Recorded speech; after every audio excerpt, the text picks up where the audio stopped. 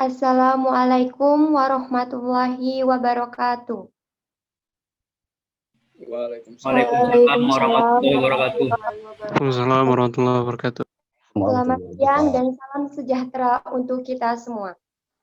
Pertama-tama, marilah kita ucapkan puji syukur kepada Allah Subhanahu wa Ta'ala.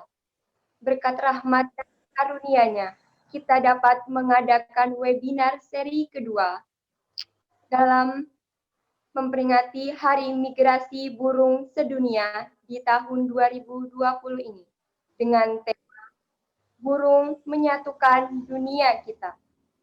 Selawat beriring salam tidak lupa pula kita berikan kepada Nabi Muhammad SAW. Semoga keluarga, sahabat, dan pengikutnya mendapatkan syafaat di yaumil akhir. Yang saya hormati, Wakil Dekan 3 Bidang Kemahasiswaan dan Alumni FKH Unsyah, yaitu Dr. Hewan Ismail, MSI. Yang saya hormati, Bapak Hasri Abdillah, selaku pemateri dari Burung Sumatera. Yang saya hormati, Bapak Agus Nurza, selaku pemateri dari Aceh Birder. Yang saya hormati, Ketua Umum Himpus, Saudara Maulana Habibi. Yang saya hormati, Ketua Panitia, Saudara Dita Sinulinga. Dan yang saya hormati, seluruh peserta webinar yang hadir pada hari ini. Sebelum memasuki acara, terlebih dahulu akan saya bacakan tata tertib pada webinar sore ini. Pertama, mohon menggunakan nama atau inisial sesuai data diri yang didaftarkan. Kedua, mematikan mikrofon pada saat webinar berlangsung. Ketiga, dilarang meninggalkan acara hingga selesai. Terakhir, mengisi daftar hadir yang disediakan oleh panitia. Semoga tata tertib tersebut dapat dipahami demi kelancaran webinar ini. Baiklah, para hadirin sekalian, saya Iga Fadlah selaku MC akan membacakan rangkaian acara pada hari ini. Acara yang pertama yaitu lantunan ayat suci Al-Quran yang akan dibawakan oleh Saudara M. Khair. Kepada saudara kami persilahkan.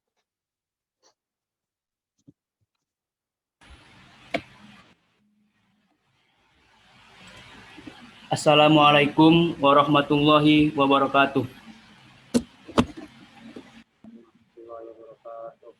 A'udzu billahi minasy syaithanir rajim.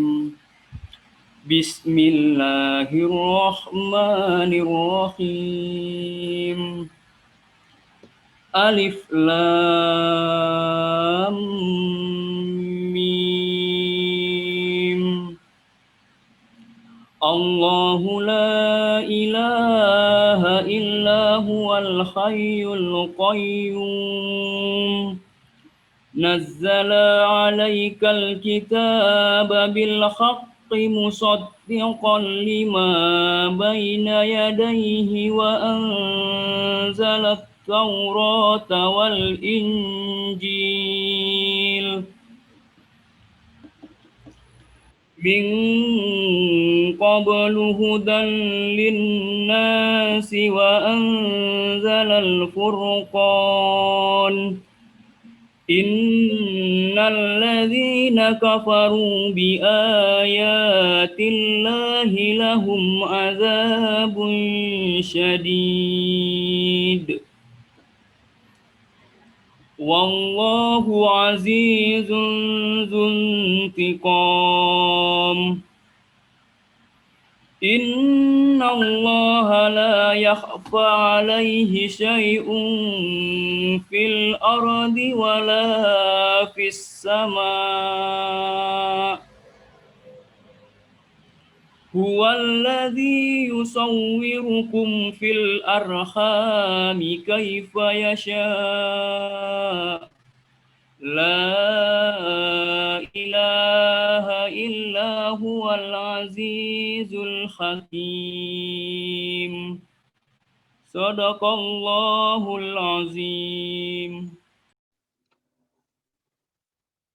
Terima kasih kepada Saudara M. Hadir. Semoga lantunan ayat suci tersebut dapat memberkahi acara kita pada sore hari ini.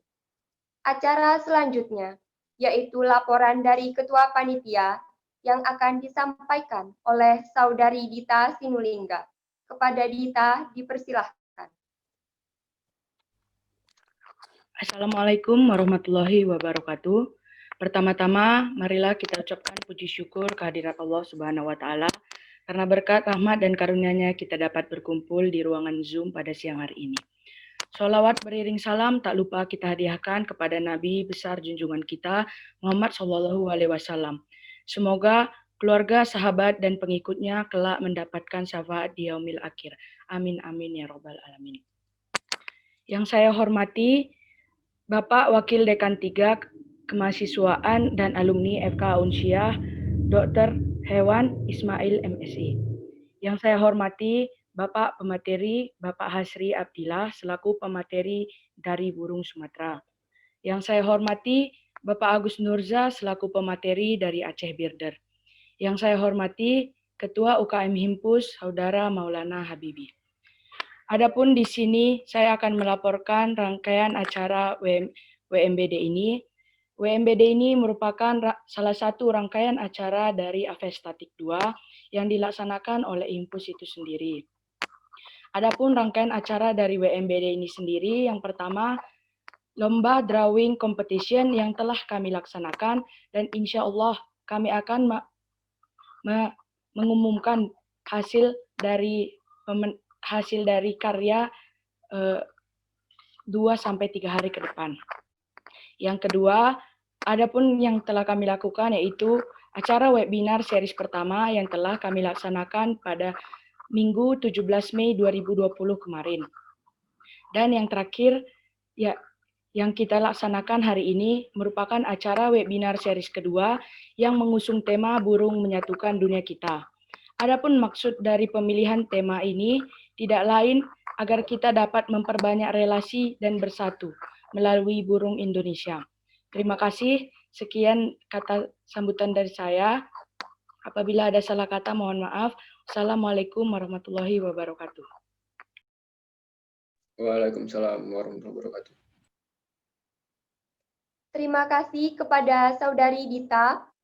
Acara berikutnya yaitu kata sambutan dari Ketua Umum Himpus oleh Saudara Maulana Habibi. Kepada saudara kami persilahkan. Assalamualaikum warahmatullahi wabarakatuh. Selamat siang semuanya para peserta webinar seri kedua Hari Migrasi Burung Sedunia 2020. Puji dan syukur kita panjatkan kepada Allah Subhanahu wa Ta'ala yang telah memberi rahmatnya sehingga kita dapat melaksanakan webinar ini, dan salawat dan salam kita sampaikan kepada Nabi kita Muhammad SAW. Yang terhormat Bapak Wakil Dekan Bidang Kemahasiswaan dan Alumni Fakultas Kedokteran Hewan Universitas Kuala, Bapak Dr. Hewan Ismail MSI, para pemateri, Bang Agus Nurza dari Aceh Birder dan Bang Asri dari Burung Sumatera, serta panitia dan seluruh peserta webinar ini. Alhamdulillah webinar ini bisa berlangsung pada hari ini, yang sebelumnya kami sudah melaksanakan juga pada bulan Mei lalu seperti yang dilaporkan tadi oleh Ketua Panitia Dita Sinulinga, yang dulunya berkolaborasi dengan Burung Indonesia membahas burung raptor di Sangihe yang bermigrasi, dan Bang Agus yang membahas burung migrasi di Aceh. Alhamdulillah kesempatan kali ini kami mengundang lagi Bang Agus untuk menyampaikan burung migrasi di dataran tinggi, dan Bang Asri nanti membahas burung migrasi yang ada di Sumatera Utara. Seperti temanya, burung menghubungkan dunia kita, karena pandemi ini masih ada hal positifnya, kita dapat melakukan diskusi dari ujung Indonesia di satu tempat secara online ini, alhamdulillah masih dapat dilaksanakan. Semoga kedepannya webinar ini dapat menyadarkan, menumbuhkan rasa kesadaran cinta terhadap lingkungan, khususnya burung migrasi dan habitatnya, karena semakin lama burung migrasi itu semakin sulit ditemukan dan semakin dikit populasinya.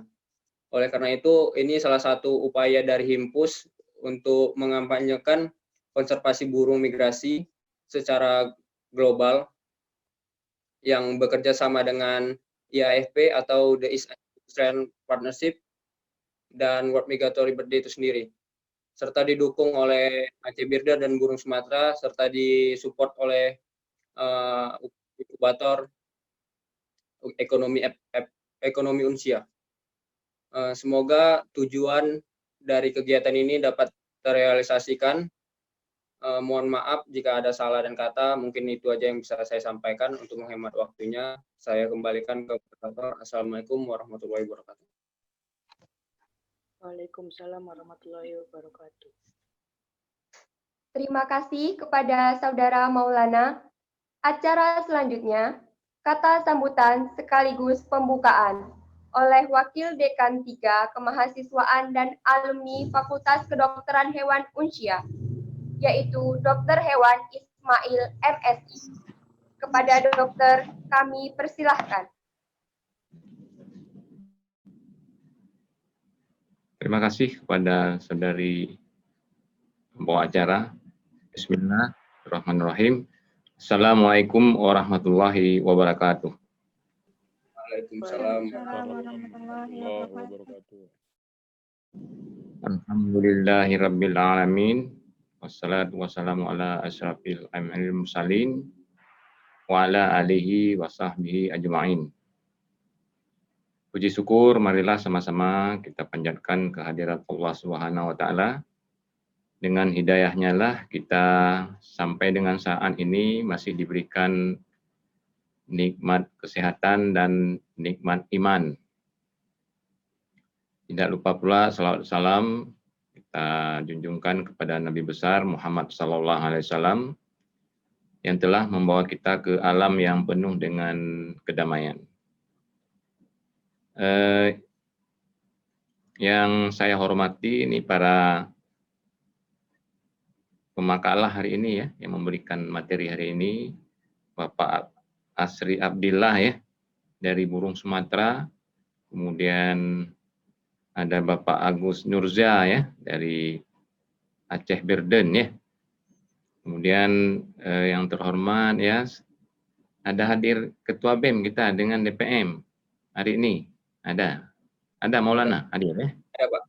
Ya.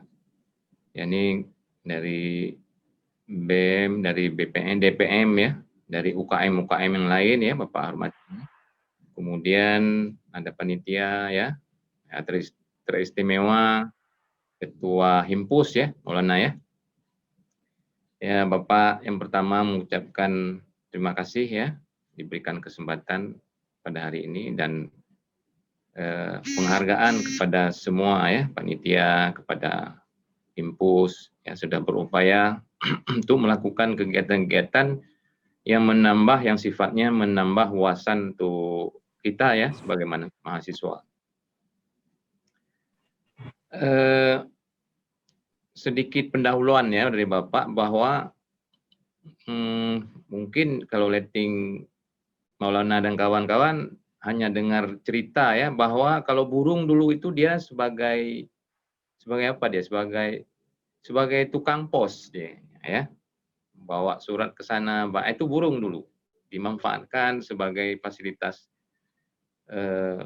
tukang pos ya. Bahkan kalau pada saat Nabi dulu ya, ada bahkan burung apa itu coba ya, itu sebagai pembawa berita ya. Nah kemudian bergerak dari zaman ke zaman ya, Bapak ambil satu isyarat bahwa burung juga bisa kita melihat dia sebagai apa namanya, ada isyarat alam ya. pada saat tsunami dulu, tsunami misalnya contoh ya, itu dijadikan bahan pembahasan tentang burung. Jadi duluan burung-burung itu memberikan isyarat dia. Terbang semua burung-burung yang di pantai itu ke arah gunung. Ya, ternyata kemudian orang baru tahu bahwa isyarat-isyarat itu diberikan oleh burung. Ya, nah kemudian burung misalnya sebagai hewan langka ya kan, ada ya burung-burung seperti burung cendrawasih misalnya. Nah ini kan sebagai hewan langka ya. Kemudian sebagai burung, ada juga dijadikan sebagai transmisi penyakit zoonosis ya, dari burung menjadi penyakit pada manusia ya. Nah, ini juga itu ceritanya ya. Nah kemudian ada yang burung itu sebagai di samping hewan langka, dia juga bisa dijadikan sebagai hewan kesayangan ya. Makanya kita lihatlah ada orang memelihara burung ya. Dan di situ nanti timbul sebagai apa namanya? Ada relasi ya, ada kawan-kawan sesama pencinta burung ya, kemudian relasi itu bisa bersatu dan kemudian menjadi satu komunitas pencinta burung. Nah, ini juga gara-gara burung ya. Ada komunitas pencinta burung. Jadi gara-gara burung itu kita bisa bersatu dia. Jadi jangan dianggap sepele burung itu ya. Nah, kemudian ya burung ya, unggas juga jadi salah satu bahan pangan asal hewan. Jadi kalau bahan pangan asal hewannya tidak sehat, ya otomatis ya kita yang mengkonsumsi juga menjadi kurang sehat. Nah, ini sebagai apa? Pendahuluan aja dari Bapak ya. Nah, kemudian hari ini kan kita ceritanya tentang webinar kita tentang migrasi ya, tentang migrasi burung. Nah, ini persoalan berat ini, persoalan migrasi burung ya. Apakah migrasi itu nanti ini para ahlinya yang tahu nih, ada Pak Asri, Pak Agus ya. Bapak juga ada lihat Pak Bobi di sini. Pak Bobi dari PSM Desnaker ya. Kalau nggak salah Bapak ya. Ada Pak Bobi. Nah, kemudian masalah apa namanya ini migrasi ya, tentu apakah migrasi ini karena perubahan alam misalnya? Ya kan? Apakah karena kebutuhan burung itu sendiri? Ya kan? Nanti bisa diperolehlah daripada ahli itu. Apakah karena memang tadi ya gangguan alam itu ada karena alamnya terganggu, memang karena ada gangguan lain. Ya, seperti misalnya pembukaan lahan ya, lahan transmigrasi misalnya. Ini ada dari Pak Bobi lebih paham ini masalah transmigrasi. Karena dibuka transmigrasi, misalnya di situ ada populasi satu burung, jadi pindah dia. Karena masuk orang, sehingga burung itu pindah misalnya. Ya kan? Nah ini juga harus ada solusinya, harus ada jalan keluarnya juga. Ya, tentu mungkin para ahli untuk menjadikan satu wilayah pemukiman, ya, ini harus ditelaah yang matang, sehingga tidak mengganggu apa namanya habitat tertentu. Ya, ada anggapan sekarang orang, kenapa gajah masuk ke kampung kami ini? Nah, gitu ya. Ini gajah merusak kebun kami ini. Gajah merusak kebun kita misalnya. Siapa yang salah? Apa kita atau gajahnya? Ada orang beranggapan ini salah kita. Kita berkebun di areanya tempat bermain gajah. Ada orang seperti itu berpikirnya. Artinya kebun-kebun itu pun disiapkan jangan mengganggu kebutuhan hewan sekitarnya, ya. Barangkali ini juga mengenai migrasi burung ini, ya Bapak juga ada mahir, nanti ada yang lebih mahir ya, ada yang paham. Ini perlu kita tahu itu, sehingga dari tahun ke tahun, dari ke depan ya, yang akan datang ketika ada sesuatu perkembangan, apakah itu pemukiman, apakah itu perkebunan, apakah itu membuka suatu wilayah perkotaan yang baru, ya, tidak mengganggu kebutuhan alam.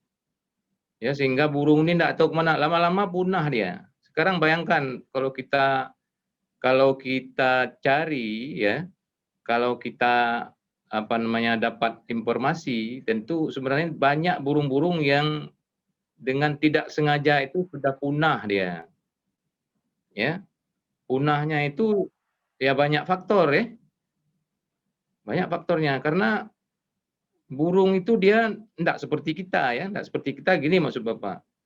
Kita manusia ini makanya di dalam beberapa dalam Al-Qur'an juga disebutkan ya, tawakal seperti tawakal burung. Jadi burung itu dia nggak ada tabungan, nggak ada kulkas di rumah, nggak ada simpanan makanan ya. Jadi burung pagi terbang dia, ya pulang dengan penuh tumboloknya itu, ya. Jadi nggak ada kulkas di rumah dia, nggak ada tempat simpan berasnya, nggak ada dia, ya. Jadi yaitu yang namanya tawakal burung, ya. Allah sudah menjamin rezekinya dia burung itu. Kita juga seperti itu, ya. Makanya ini nasihat seperti ini Bapak sampaikan. Ya enggak, kompetisi itu kompetisi yang alamiah lah, jangan sikut menyikut kawan, ya. Jadi begini juga dengan burung ya. Nah, ketika burung itu tidak ada lagi tempat untuk dia mencari makan, tempat dia berlindung, nah, tentu ini ya tempat rumahnya hilang ya, artinya dia juga tidak tahu gimana ya, apalagi makanannya dia, sumber-sumber makanannya ada di suatu tempat, ya, tapi tidak tersedia lagi, otomatis lama-lama dia menjadi punah. Nah, ini yang perlu mungkin menjadi terus pemikiran ya. Nah, apakah karena alamiah dia migrasinya atau memang karena ada ancaman ya? Biasanya burung itu pindah karena ada ancaman. Pindah dia, kecuali kebutuhan alamnya. Ya, kita lihat kadang-kadang ada fenomena ribuan burung terbang dia. Apakah dia kembali ke habitatnya, tempatnya, atau dia tidak kembali lagi? Biasanya kalau tidak kembali lagi, tidak ada makanannya, ini dia lama-kelamaan menjadi hilang dia, punah dia. Ya. Barangkali harapan Bapak nanti diskusi ya, kemudian ada penyampaian dari para narasumber ya. Ini menjadi menjadi ilmu ya, menjadi wawasan, dan kita sebagai dokter hewan ya, calon dokter hewan nanti juga memberikan solusi jalan-jalan terbaik kepada alam ini sendiri ya. Nah, kalau alam ini sudah tidak seimbang, coba bayangkan kalau nggak ada unggas lagi kita. Ya, nggak ada burung lagi, nggak ada ayam ya, nggak ada sapi, nggak ada kambing, apa kita mau makan nih? Kalau alam sudah nggak ada apa-apa lagi, akhirnya ya, manusia juga ikut punah dia. Ya, itu asumsi aja ya. Nah, kira-kira seperti itu. Harapan Bapak ya, webinar hari ini bisa bermanfaat ya. Jangan bermanfaat bagi kita aja. Ya, jangan menjadi ilmu ya, tapi menjadi solusi untuk alam ya, khususnya untuk burung. Ya, karena kita ceritanya hari ini burung, ya kan? Cerita burung ya, kita fokus burung. Kan kalau bahan pangan asal hewan yang kita bahas kan banyak ya. Ada telur, ada susu, ada daging. Salah satu daging itu sumbernya adalah dari burung ya, dari unggas. Ya. Nah, Bapak pikir ya ini aja ya yang Bapak sampaikan ya. Nah, diserap yang terbaik, kemudian dicarikan jalan keluar ketika ada persoalan-persoalan. Ini kalau dari 2 atau 3 narasumber yang ahlinya tentang migrasi burung ini, tentu ini ilmu yang bermanfaat ya. Semoga nanti bisa dikembangkan ya, setiap tahun kita melihat apa persoalan-persoalan migrasi tentang burung, tentang unggas ya. Sehingga Himpus ini kaya akan informasi. Ya, informasi fokus saja, kalau Himpus fokus unggas. Dan kita ikutkan dari UKM yang lain ya, karena belum tentu nanti kita yang dari UKM Himpus bekerja di tempat-tempat burung misalnya. Belum tentu, makanya ini kita harus share informasi ini, saling berbagi terhadap sesama UKM. Begitu juga UKM yang lain melakukan kegiatan, bagi ke kita ke Himpus ya. Ini tolong nanti Ketua Himpus nih Maulana nanti coba dikoordinasikan ya, Maulana ya. Nanti sehingga semua kegiatan kita itu terintegrasi dia. Ya, terkonek. Jadi semua mahasiswa ya yang Himpus tahu masalah yang UKM yang lain atau sebaliknya. Ya, diupayakan seperti itu ya. Ya, terima kasih Bapak sampaikan ya. Mudah-mudahan webinar ini sangat bermanfaat ya. Kemudian Bapak sampaikan terima kasih kepada panitia ya, kepada Himpus ya, pada BEM, DPM ya, teristimewa kepada narasumber nih ya. Ada Pak Agus, ada Pak Asri ya. Mudah-mudahan kedua narasumber ini ya bisa membekali kita ya. Kita nggak tahu nih bagaimana migrasi ini ya. Yang tahu kita transmigrasi ya dari Jakarta, dari Jawa pindah ke Aceh misalnya ya. Kalau transmigrasi Bapak tahu ya. Kalau Pak Bobi yang ada di dalam ini Bapak lihat tadi apa udah hadir Pak Bobi ya. Pak Bobi memang bagian transmigrasi ya. Jadi lebih paham tentang keadaan-keadaan migrasi. Bapak melihat memang Bapak pernah ke Patik 7 ya. Patik 7 itu sudah di dalam gunung memang, sama sekali dari jalan besar kita masuk udah berapa jam itu ya. Jadi makanya ada habitat-habitat yang punah kadang-kadang ya. Jadi mudah-mudahan ini ada jalan keluarnya ya. Baik demikian ya, dengan mengucapkan Bismillahirrahmanirrahim. Acara pada hari ini Bapak nyatakan dibuka ya. Bapak ketok ini aja nih ya. Ya, itu aja ya. Ya. Demikian ya. Bapak mohon maaf ya. Jadi Bapak ini itu ada acara, jadi Bapak mohon izin nanti ya. Setelah ditutup Bapak mohon izin ya. Terima kasih untuk semuanya. Assalamualaikum warahmatullahi wabarakatuh. Waalaikumsalam warahmatullahi wabarakatuh. Terima kasih kepada dokter atas kata sambutannya. Acara berikutnya, pembacaan doa oleh Saudara Dede Rehaldi. Kepada saudara, kami persilahkan.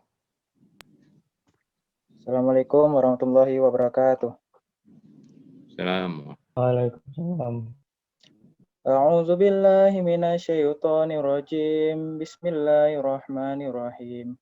Alhamdulillahi rabbil alamin hamdan yuwafi ni'amahu wa yukafi'u mazidah. Ya Rabbana lakal hamdu wa laka syukru kama yanbaghi li jalali wajhikal karimi wa azimi sultanik. Allahumma salli wa sallim ala sayyidina Muhammad salatan tunjina biha min jamil ahwali wal afat wa taqbilana biha min jami'in sayiat wa tarfaruqna biha indaka lad darajat wa tuballighuna bihal usal hayati fil jami'i khairati fil hayati wa ba'dal mamat. Allahumma innaka afuwun karimun halimun tuhibbul afwa fa'fu anna ya Allah ya karim. Allahumma inna nas'aluka ridhaka wal jannata wa na'udzubika min sakhatika wan nar. Allahumma ij'al salatana salatan maqbula wa la taj'al salatana salatan marduda.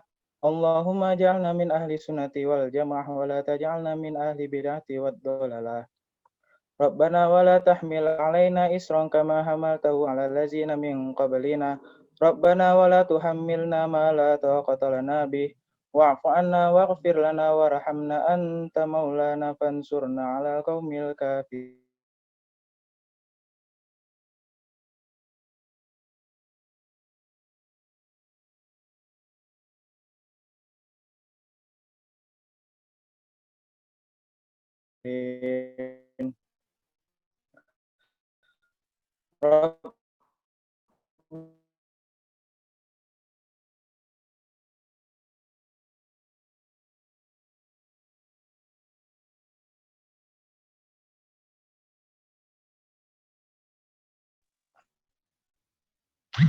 Waalaikumsalam warahmatullahi wabarakatuh.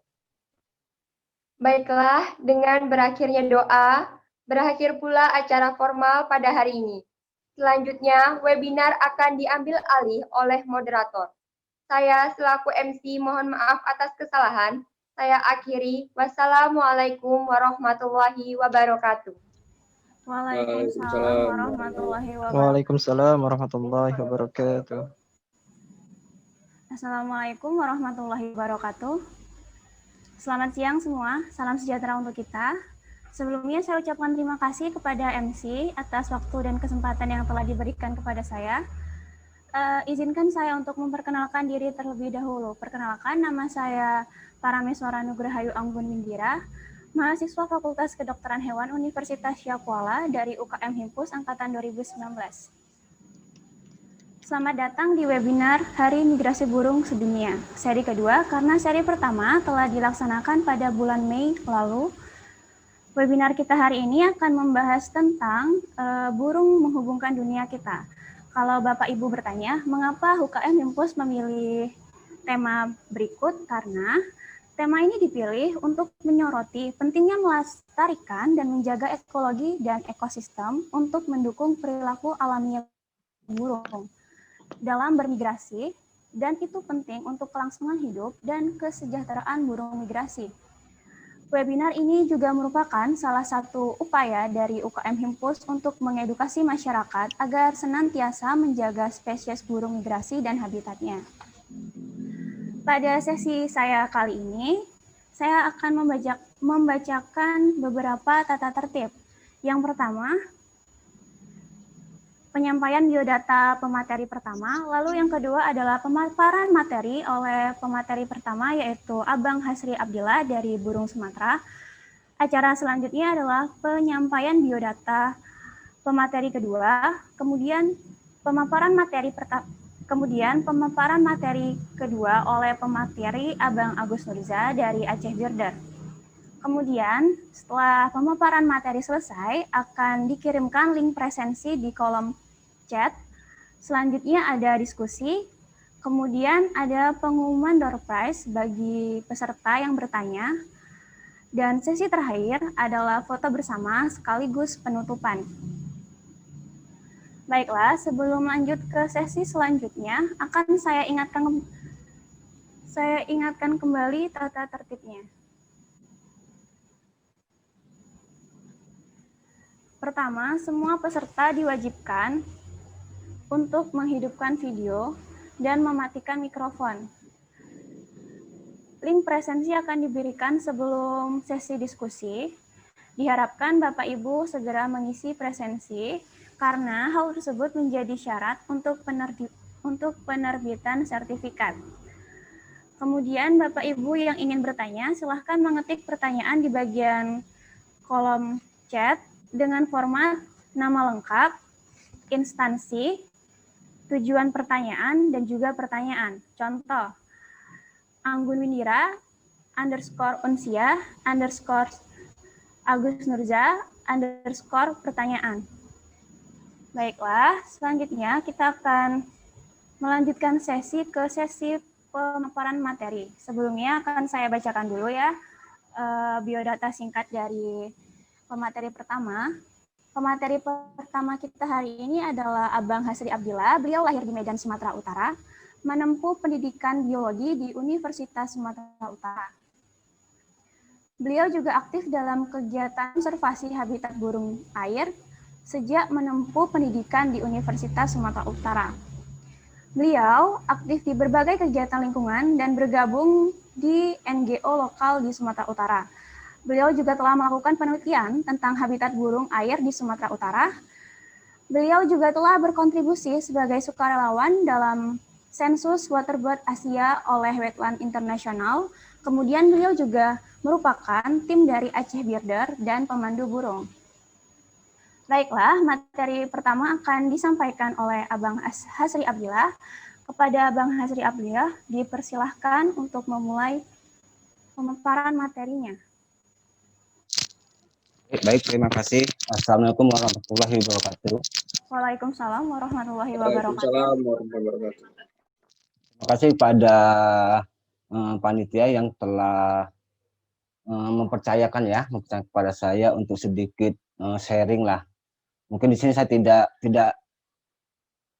bukan mengajar ataupun apa, hanya sedikit sharing lah tentang burung-burung yang ada di Sumatera Utara yang selama ini saya amati sejak sekitar tahun 2000 ya sampai sekarang ya. Mudah-mudahan dari sharing ini bisa menambah pengetahuan kita semua tentang burung-burung air, terutama burung air migran. Mungkin juga bisa menambah semangat ya kawan-kawan di Aceh untuk beraktivitas dalam pengamatan burung air. Tidak lupa saya hormati Pak Ismail, WD3 yang sudah berkenan menghadiri acara dari teman-teman Himpus. Baik, dengan tidak berpanjang waktu lagi, saya akan memaparkan materi yang sudah saya siapkan. Ini saya share langsung aja Maulana ya. Gimana nih panitia? Iya Bapak, langsung saja.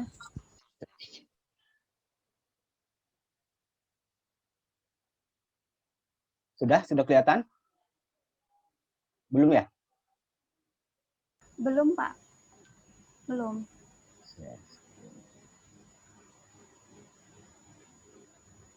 Di sini ada bacaan host disable participant screen sharing. Panitia nih mungkin. Di sini ada bacanya host disable participant screen sharing.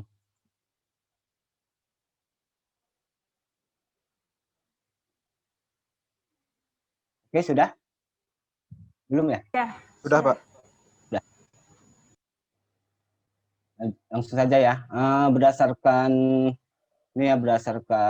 diskusi dengan Maulana kemarin, saya diminta untuk menyampaikan berbagi informasi terkait burung-burung air. Ini mungkin tidak khusus burung migran, cuma sebagaimana yang kita ketahui bahwa burung migran itu secara umum kan ada dua tuh ya, ada yang burung terestrial, termasuk dalam itu ada kelompok raptor dan burung hutan, dan yang kedua itu ada burung air. Burung air di dalam itu ada termasuk juga seabird dan burung pantai. Dan salah satu bagian dari burung air itu adalah burung air bermigrasi yang kebetulan yang ke Indonesia ini umumnya burung air bermigrasi itu termasuk dalam kelompok burung pantai.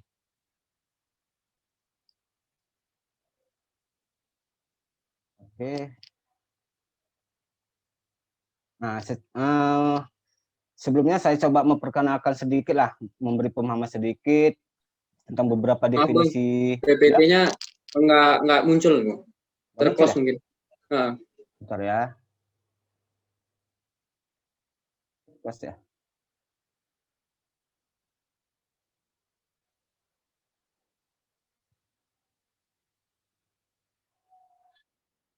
Udah apa? Udah.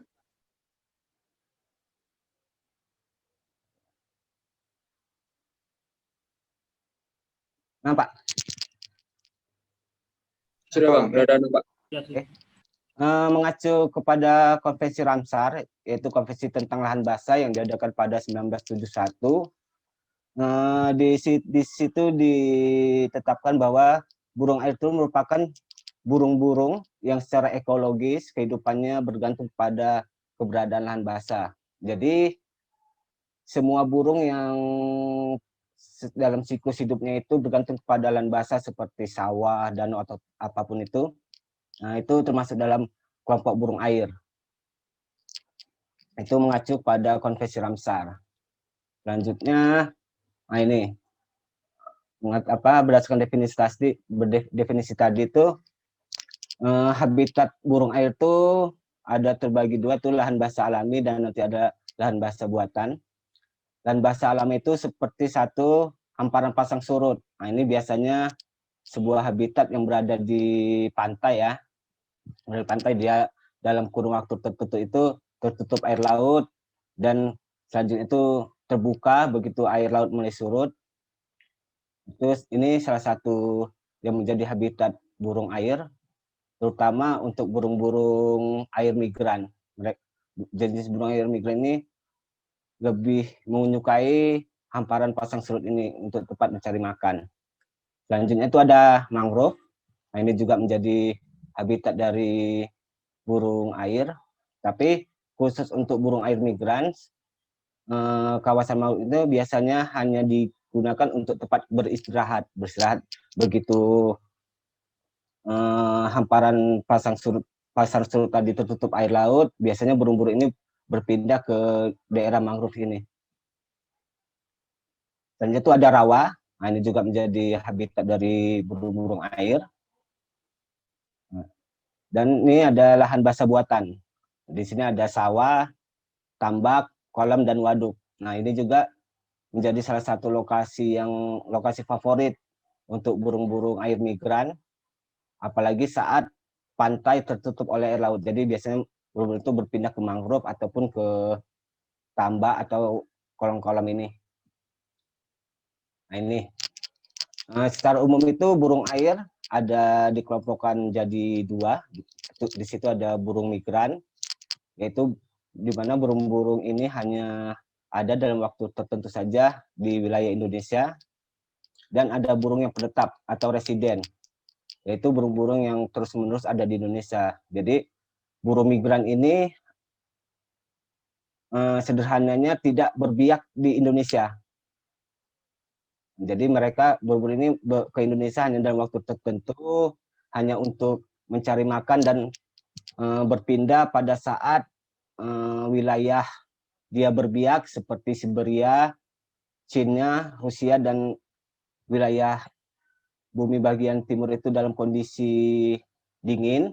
Burung ini berpindah ke wilayah yang lebih hangat, salah satunya ke Indonesia. Dan biasanya tujuan burung migran ini ke arah selatan bumi, yang dimana saat wilayah utara itu dalam kondisi dingin, wilayah selatan itu biasanya lebih hangat. Jadi burung ini berpindah mencari wilayah-wilayah yang lebih hangat.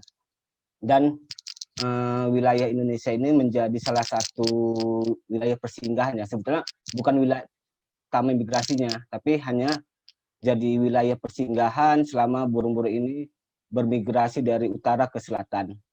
Nah, sedangkan burung penetap ini,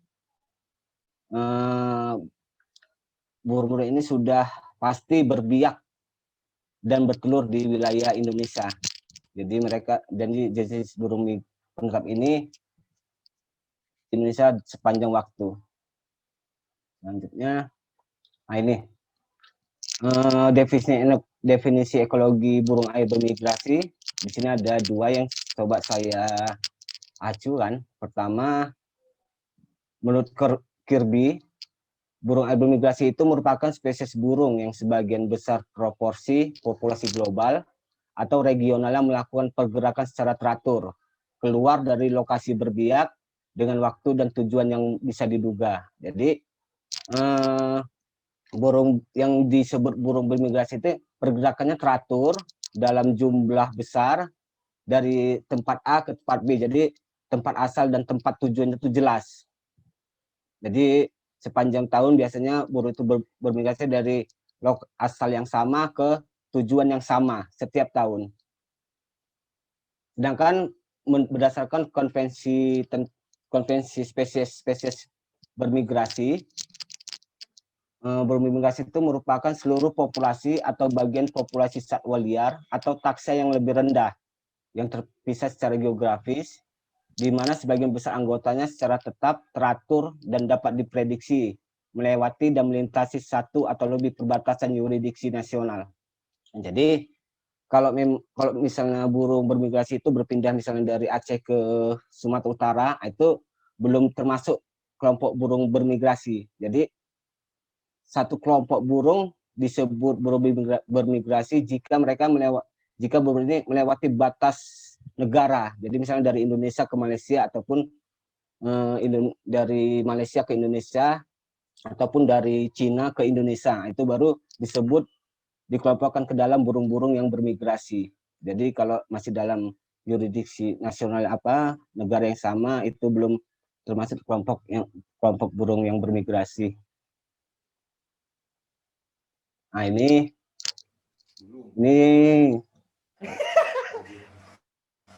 jangan Belanda dong. Ini beberapa contoh burung-burung penetap. Nah, ini burung-burung ini berbiak di Indonesia. Di sini ada mandar besar, mandar batu. Nah, ini sebagian kecil dari burung-burung penetap yang ada di Indonesia. Nah, di sini kita lihat warnanya cukup beragam ya. Beragam, ada yang hitam, ada yang putih. Ini cangak merah, sedikit merah. Ini ada belang tontong. Ini semua jenis-jenis kelompok burung yang penetap. Nah, kalau yang ini burung yang bermigrasi. Nah, ini burung-burung yang hanya dalam waktu tertentu berada di negara kita, seperti termasuk di Aceh, Sumatera Utara. Nah, di sini umumnya itu tidak kita lihat dari warnanya ini tidak begitu banyak perbedaan, hanya abu-abu, putih, hitam. Di sini ini ada kentul Cina, kedidi paruh lebar, sampai ada kelompok camar, dar laut ataupun camar ya. Nah, itu pun ada yang bermigrasi ke Indonesia. Ini ada juga kelompok dari angsa bebek ya. Ada juga yang bermigran kemari. Ini beberapa aktivitas pengamatan burung air yang pernah saya lakukan selama ini. Pengamatan burung air ini saya mulai pada tahun 1999, itu diawali saat adanya monitoring Vaina scuculata atau mentok rimba. Nah, ini bekerja sama dengan WLN Internasional. Ini dilakukan di pantai barat Sumatera Utara. Ini saya lakukan waktu saya masih mahasiswa dulu. Inilah starting awal saya mulai aktif, mulai memasuki dunia pengamatan burung, terutama burung air. Selanjutnya itu ada kegiatan konservasi burung air dan habitatnya di Sumatera Utara itu pada tahun 2008 hingga 2009. Sebenarnya secara rutin setiap tahun sejak 2008 hingga sekarang saya aktif berpartisipasi dalam kegiatan Asian Waterbird Census di Sumatera Utara. Ini kegiatan ini merupakan kegiatan serentak di Asia yang diprakarsai oleh Wetland Internasional, dan di Indonesia dikoordinir oleh Wetland Internasional Indonesia Program. Selanjutnya terkait WMBD, World Migratory Bird Days, saya ikuti mulai tahun 2009 hingga 2011. Tapi sejak 2011 hingga sekarang saya tidak pernah berpartisipasi lagi. Selanjutnya ada monitoring burung pantai. Ini kegiatan yang diprakarsai oleh Iwan Londo, seorang pengamat burung pantai dari Surabaya ya. Selanjutnya itu saya pernah mengamati juga mengobservasi aktivitas bertelur ganggang bayam belang. Nah, ini ganggang bayam belang ini awalnya merupakan jenis burung pantai migran, burung air migran, tapi ternyata ditemukan juga berbiak di wilayah Indonesia. Nah, itu Agus Nurza juga pernah menemukan ganggang bayam ini berbiak di wilayah Aceh. Dan selanjutnya saya juga ada menemukan di Deli Serdang pada tahun 2010.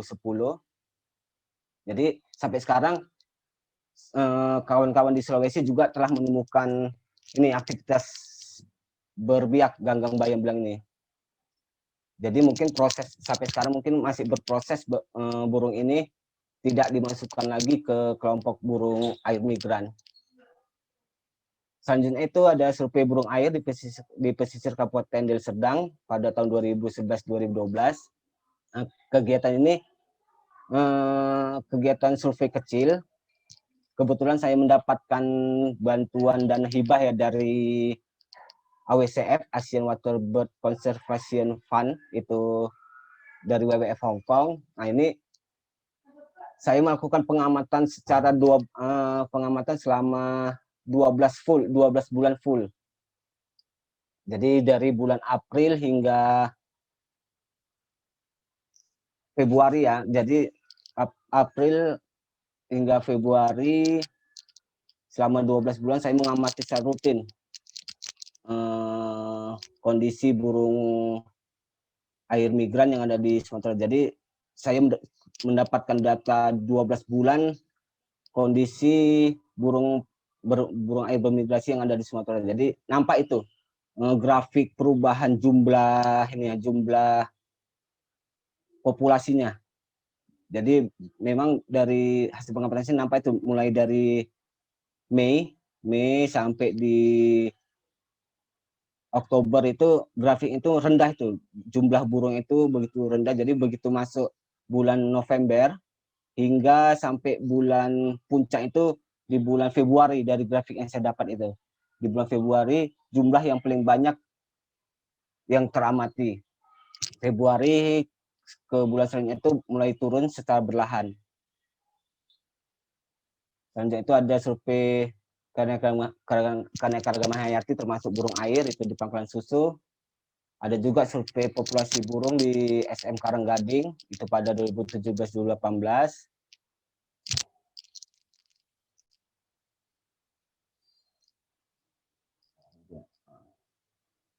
Dan ini ada kegiatan survei burung air bermigrasi di Indonesia pada tahun yang 2019-2020 kemarin.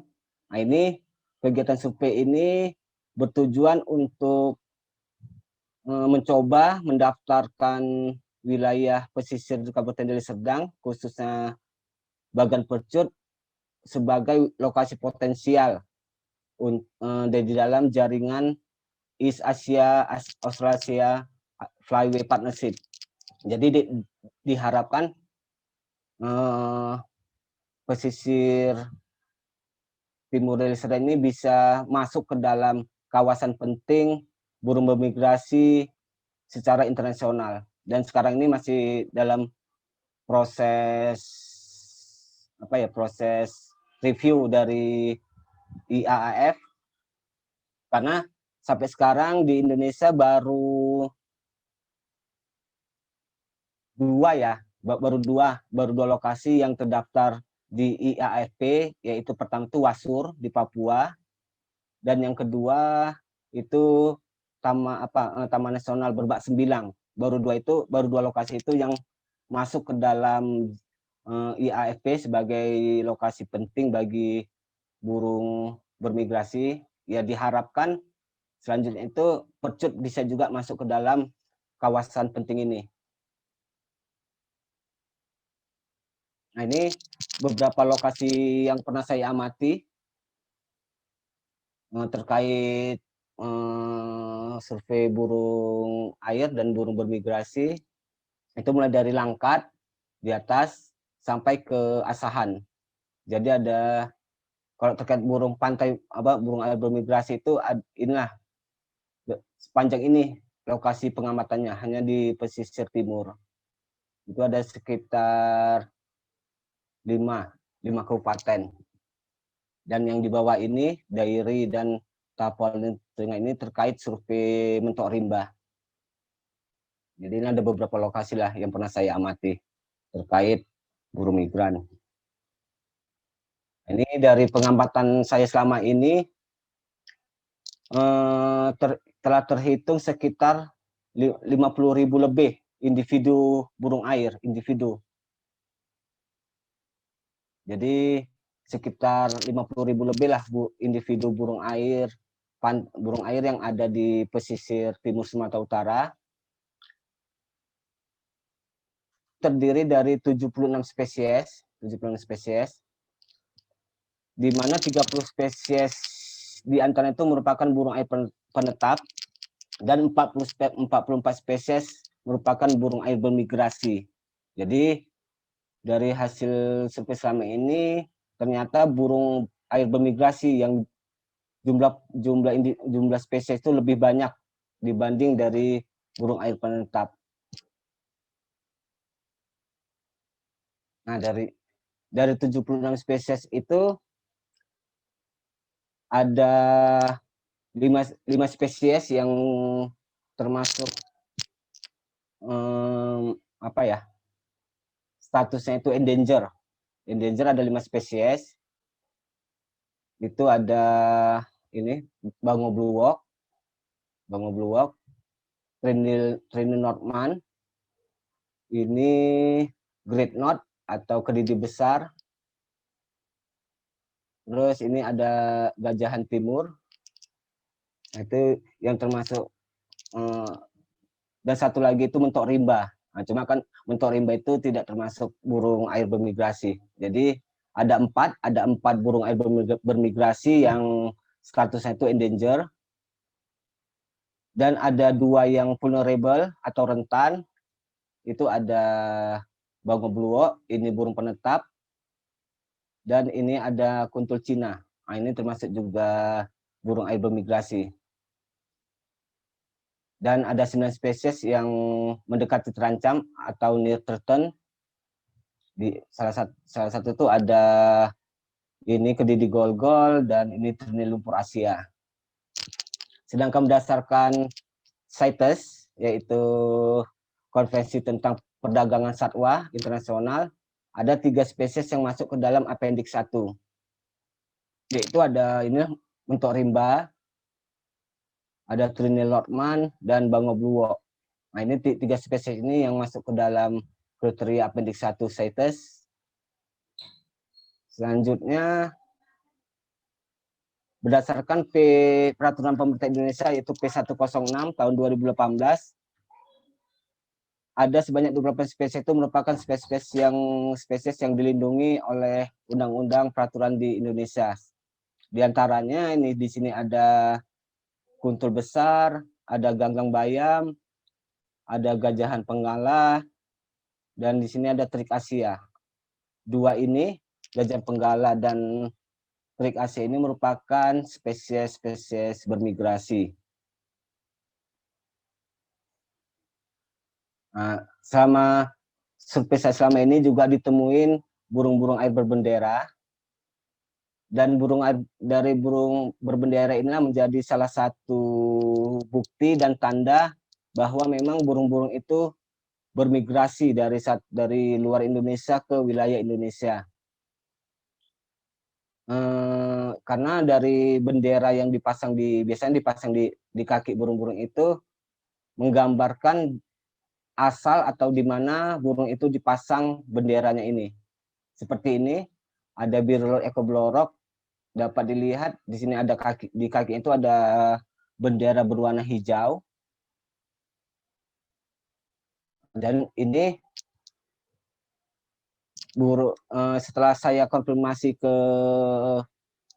AWSG, yaitu sebuah lembaga yang konsen terhadap penandaan burung atau pemasangan bendera burung, itu yang bermarkas di Australia. Ternyata burung ini dipasang bendera itu di semenanjung Thailand. Jadi jarak dari burung ini dipasang bendera ke lokasi penemuan di Pantai Labu itu sekitar 398 km. Nah, selanjutnya di sini ada kedidi besar.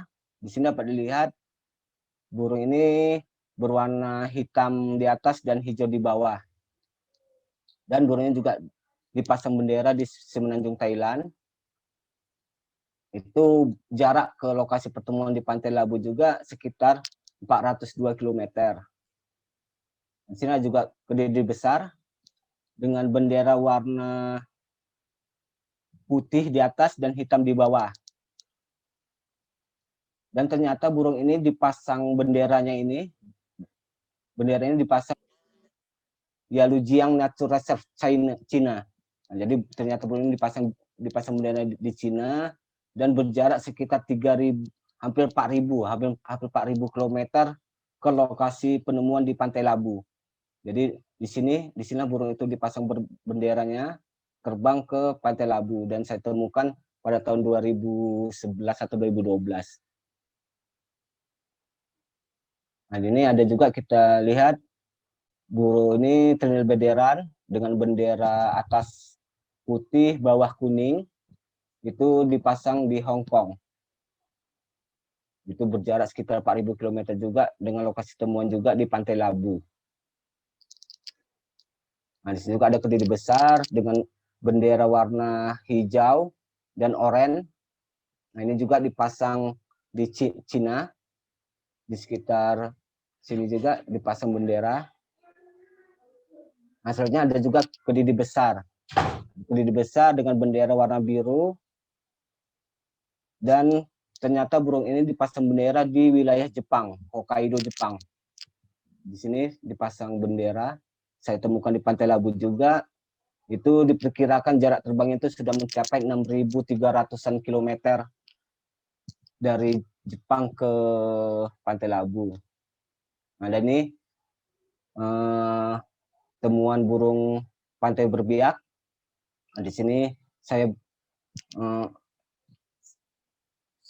sebuah publikasi terkait temuan ganggang bayam berbiak ini. Tapi pada waktu observasi ini ditemukan 11 sarang 11 sarang burung ganggang bayam dengan masing-masing telur berjumlah sekitar 3 atau 4 butir telur per sarang. Tapi sayangnya dari semua sarang itu ke 11 sarang tidak ada satupun yang jadi, karena tidak tahu juga nih kenapa pada hari kelima atau keberapa tuh kami pengamatan, semua telur di sarang itu sudah tidak ada, atau bisa jadi mungkin diambil penduduk ataupun dimakan satwa, karena macam biawak sangat menyukai telur burung ini. Jadi tidak ada satupun yang ditemukan menetas dan berkembang biak. Jadi mungkin itu saja yang bisa saya sampaikan, mudah-mudahan bermanfaat. Saya kembalikan ke moderator. Baik, saya ambil alih. Terima kasih untuk Bapak Hasri Abdillah. Dari materi yang telah disampaikan tadi, saya mencatat beberapa hal bahwa burung migrasi itu bisa dikatakan bermigrasi apabila ia terbang melintasi batas negara. Nah, burung bermigrasi itu kan ada burung air, salah satunya adalah burung air. Nah, habitat burung air ini adalah seperti lahan basah alami, lahan basah buatan. Burung air itu berupa burung migran dan juga burung penetap. Baiklah, terima kasih untuk materi yang telah disampaikan oleh Bapak Hasri Abdillah. Sungguh sangat bermanfaat. Selanjutnya kita akan berpindah ke materi kedua yang akan disampaikan oleh Abang Agus Nurza. Sebelumnya saya akan membacakan CV beliau terlebih dahulu.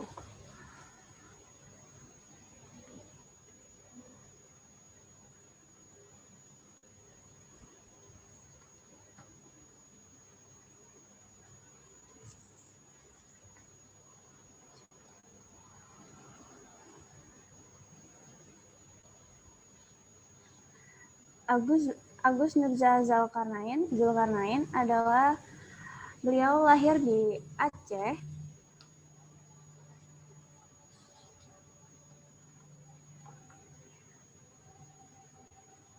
pada tanggal 28 Agustus tahun 1983.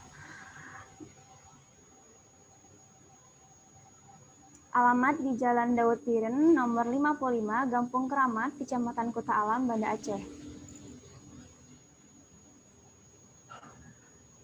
Beliau sebagai bidang Kabid Pemasaran Pariwisata di Dinas Pariwisata Kabupaten Bener Meriah. Beliau sebagai dokter hewan Vet House Call dari 2010 sampai sekarang. Beliau juga merupakan senior dari tour guide burung di Aceh Birder, Aceh 2013 sampai sekarang. Kemudian beliau lulusan dari Fakultas Kedokteran Universitas Syakuala tahun 2007 dan lulusan profesi dokter hewan Universitas Syakuala tahun 2009. Kemudian beliau melanjutkan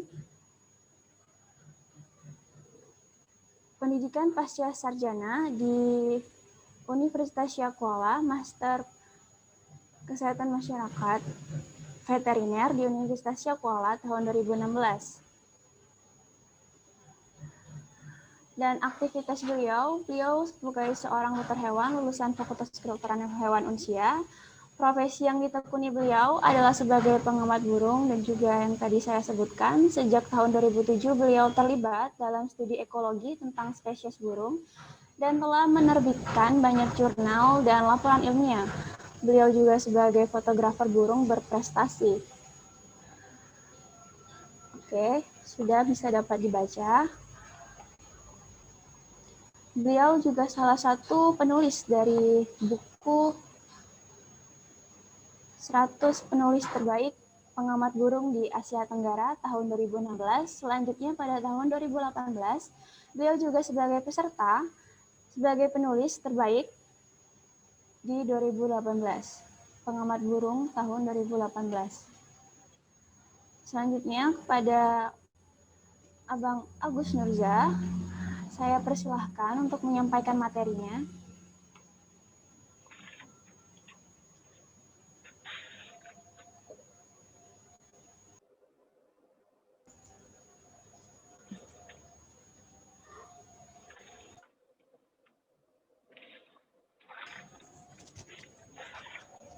Baik, terima kasih atas kesempatan yang sudah diberikan. Apa bisa didengar? Bisa Bang, bisa. Bisa. Oke, Assalamualaikum warahmatullahi wabarakatuh. Waalaikumsalam warahmatullahi Waalaikumsalam warahmatullahi wabarakatuh. Selamat sore. Selamat sore. Ya. Ini saya minta tolong dari panitia supaya bisa share bahan presentasi saya, karena saya lagi dalam keadaan darurat nih di rumah, tiba-tiba sinyalnya nggak bagus. Jadi saya mohon untuk dibantu di-share PowerPoint-nya. Baik, untuk materi saya.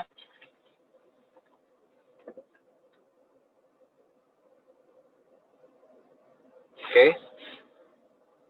Di sini saya hanya sharing ya tentang kegiatan survei Ceberder di Gayo Highland atau dataran tinggi Gayo, dan tentunya juga ini lebih berbagi pengalaman, tentunya tidak menggurui karena kita sifatnya ini saling berbagi informasi. Namun ada hal-hal yang saya kira sedikit berbeda. Kalau tadi Bang Hasri Abdillah berbicara burung migrasi yang umumnya adalah burung air, atau juga ada burung pantai yang mungkin dari sisi warna saya kira untuk burung air itu tidak begitu menarik ya. Ini Bang Hasri ya, ini menurut saya pribadi ya. Jadi kalau burung di pegunungan yang di kawasan hutan, khususnya migrasi, lebih berwarna ya. Jadi ini lebih berwarna dan saya rasa ini lebih menarik dari sisi warnanya. Nah, kalau misalnya di burung air lebih mencolok dari sisi warna coklat, agak-agak gelap ya, menyesuaikan dengan habitatnya di tanah. Tapi kalau di burung migrasi di hutan ini lebih warna. Nah, baik, sekali lagi saya akan sharing tentang burung migrasi dataran tinggi Gayo, yang mana dataran tinggi Gayo ini merupakan bagian dari Provinsi Aceh. Mungkin next slide-nya.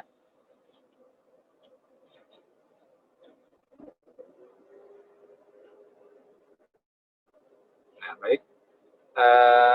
Aceh ini sendiri juga banyak ya catatan temuan, terutama kalau tadi Bang Hasri sudah bilang di pesisir Sumatera Utara itu banyak, namun kawasan pesisir Aceh juga menyimpan banyak misteri ya. Tak tertutup kemungkinan juga rekor-rekor baru bisa bermunculan seperti tahun lalu itu ada burung paruh sendok yang ditemukan di kawasan pesisir timur Aceh. Jadi Aceh terus menjadi bagian yang menarik untuk dipelajari atau dilakukan penelitian-penelitian lapangan tentang keberadaan burung migran. Next one. Ini secara peta ya. Ini gambaran Provinsi Aceh yang mungkin ada peserta yang bukan dari Aceh. Jadi ini seperti ini gambarannya. Next.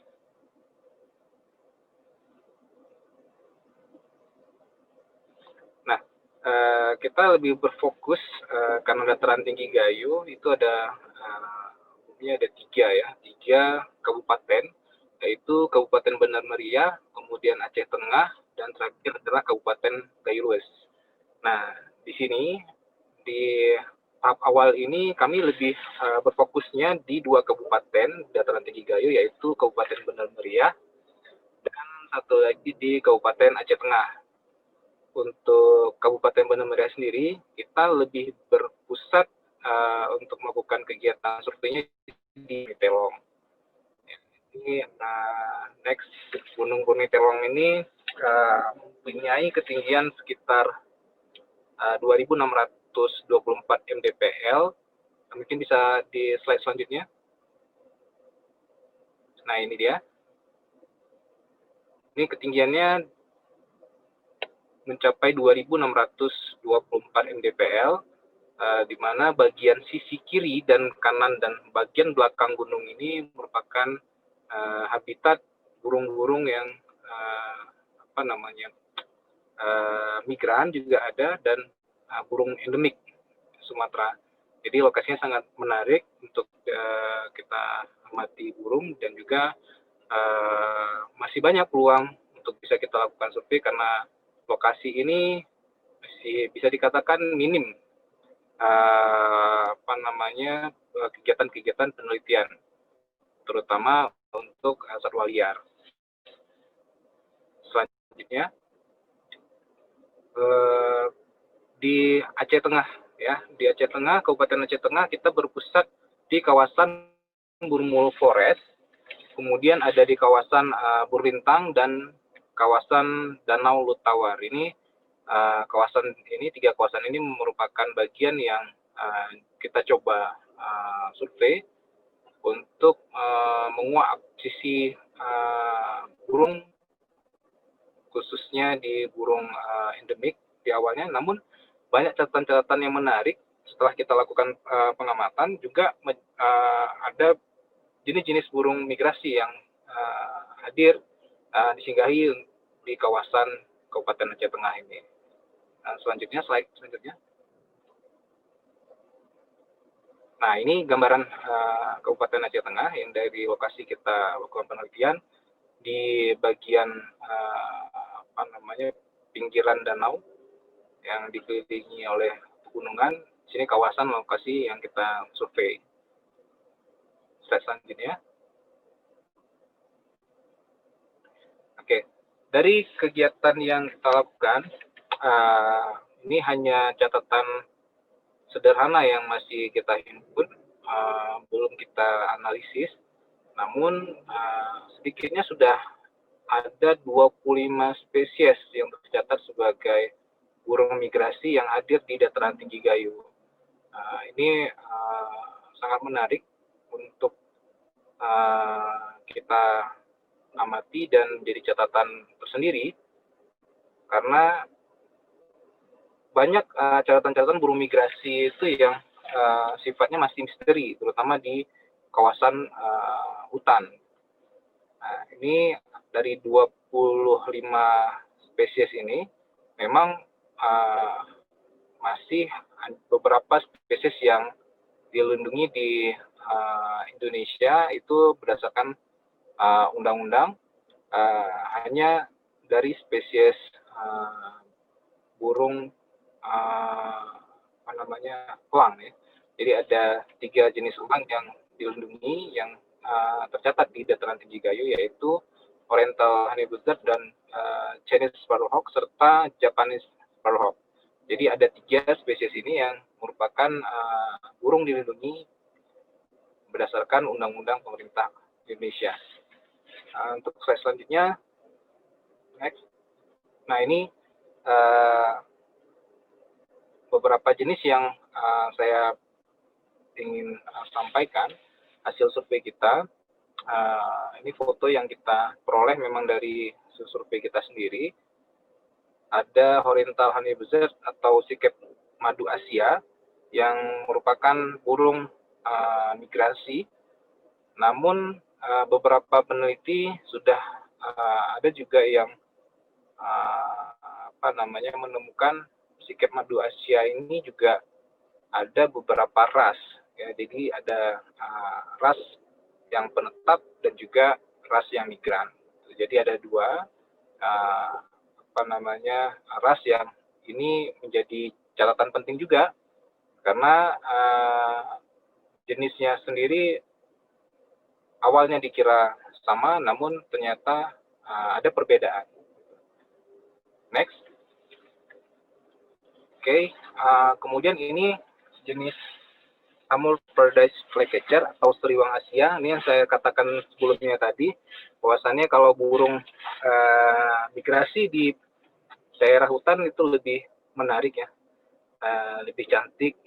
Ini seperti salah satunya ini tadi Amur Paradise Flycatcher, di mana ekornya yang sangat panjang, namun badannya itu tubuhnya kecil. Jadi ini sangat menarik sekali, dengan tubuhnya yang mungil, dengan ekornya yang panjang, tapi bisa bermigrasi itu dari daerah Cina, bermigrasi ke Asia Tenggara hingga ke daerah kita.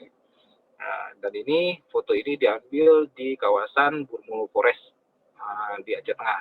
Jadi lagi-lagi menarik karena burung yang indah ini bisa hadir di tempat kita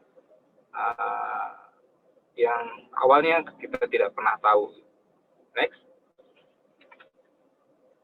Nah, ini ada catatan berikutnya, bentet coklat ya, atau brown strike.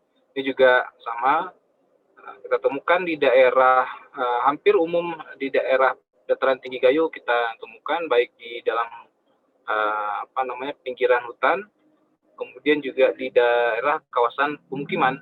Jadi kita lebih sering umum melihatnya ini di daerah pinggiran hutan, di antara kebun ya, menuju masuk ke hutan, kemudian juga di daerah perkotaan. Kalau di pinggiran Danau Lutawar nih bisa sering kita jumpain di saat musim migrasi.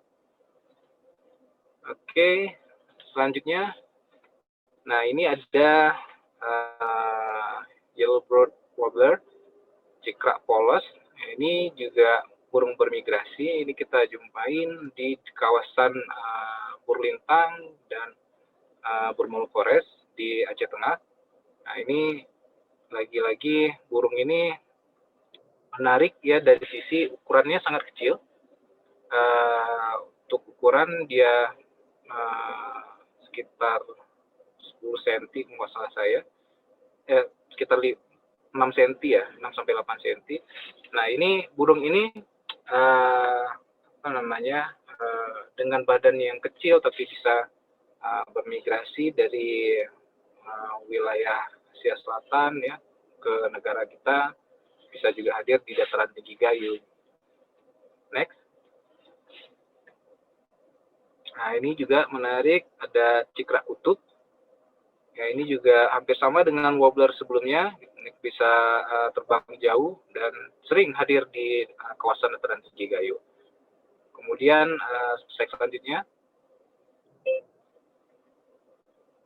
Nah, ini ada Siberian thrush. Ini jenis yang sangat menarik karena dua warna tapi satu spesies ya. Ini ada yang jantannya agak gelap, yang betinanya agak terang. Ini ada dua foto yang kita dapatkan di lapangan. Ini juga sering berkunjung ke hutan Indonesia dan kita jumpain di dataran tinggi Gayo juga. Nah, ini seringnya ketika kita jumpa itu berkelompok, ada beberapa ekor dalam satu lokasi perjumpaan. Selanjutnya. Nah, ini yang paling umum kita jumpain. Ini juga biasa, mungkin Bang Hasri pernah jumpa juga di dataran rendah yang mungkin di daerah pesisir.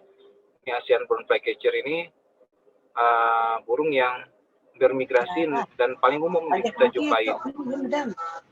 Next, selanjutnya. Ini ada sepah padang. Saya nggak tahu nih kenapa dikasih namanya sepah padang dalam bahasa Indonesia, atau disebut Ashimenivet. Burung ini juga umum kita jumpain hingga di ketinggian 1.200 dan terkadang juga kita jumpa di ketinggian 0 mdpl ya, atau memang di pesisir pantai. Jadi pernah kita jumpa, ada suatu survei kita lakukan di daerah Aceh Timur, di Pulau Telaga 7, itu kita jumpain juga Ashimenivet ini berkelompok di dalam sebuah pulau. Nah, ini menarik, juga hadir di daerah dataran tinggi, bisa menunjukkan bahwasannya lokasi lokasi kita juga memberikan sumber pakan ya yang baik untuk burung migran ini. Selanjutnya, nah ini ada Zepis flycatcher atau sikatan Zepis. Ini burung ini sebenarnya beberapa pengamat burung sudah sering untuk melihat ini.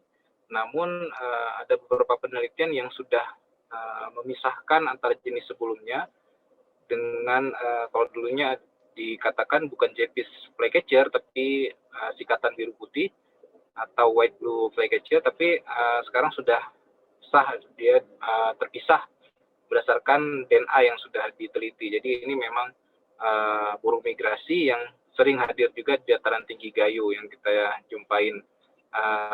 Namun di dataran rendah juga hadir burung ini. Kita pernah lihat juga di daerah Langsa, putaran kota Langsa, burung Zepis flycatcher ini. Slide selanjutnya. Nah ini burung cantik ini Bugimaki flycatcher. Ini unik kalau di hutan, suaranya sangat khas ya. Ada suara yang seperti gigitan gigi ya, gigi yang di beradu gigi seperti itu, suaranya agak unik. Nah ini sangat mudah kita jumpain ketika musim migrasi karena burung ini sangat aktif ya. Penyebarannya juga lumayan luas dari Siberia, Tiongkok, Mongolia, Rusia, Korea hingga ke Asia, daerah Asia Tenggara, tentunya ke tempat kita juga dan kita jumpain di dataran tinggi Gayo. Next. Nah ini yang paling cantik di antara semuanya menurut saya karena warnanya menarik, ukurannya besar, tapi juga bisa mampu melintasi pulau-pulau ya, karena umumnya dijumpai di Cina Selatan, India hingga beberapa tempat di Asia Tenggara, namun juga bermigrasi ke wilayah Sumatera, termasuk kita jumpain di dataran tinggi Gayo. Next. Nah ini yang paling umum. Yang paling umum kita jumpain di saat burung migrasi adalah grey wagtail. Ini kalau teman-teman peserta webinar, kalau misalnya ingin melihat perubahan cuaca, kalau bagi saya pribadi itu umumnya melihat burung ini.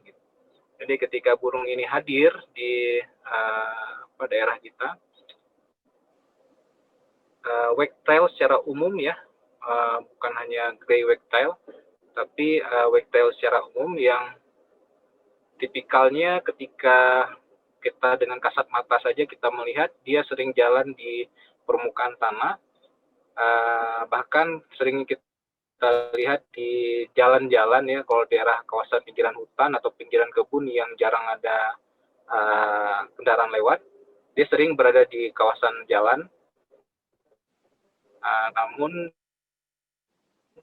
kita cukup melihat dengan gerakan ekornya, kan dengan ekornya naik turun. Nah ini kita sangat mudah untuk identifikasi, dan tandanya ketika memang dia sudah hadir di sini, ini umumnya sudah masuk mulai musim migrasi atau masuk ke musim penghujan di daerah kita. Nah ini kalau bagi saya menjadi catatan penting, namun ini masih asumsi pribadi, perlu kajian lebih mendalam, tapi umumnya saya melihat kehadiran jenis burung ini paling mudah untuk indikator perubahan cuaca musim penghujan di daerah kita. Next. Nah ini jenis burung migrasi juga yang mungkin Bang Asri lebih umum jumpainya di daerah pesisir juga atau daerah persawahan ya.